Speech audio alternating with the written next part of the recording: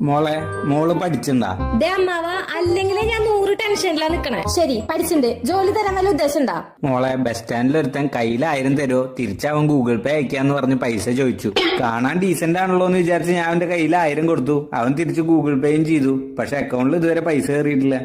അതെന്താ മോളെ പൈസ കയറാത്തെ? ശരി, ഫോൺ താ, ഞാൻ നോക്കട്ടെ.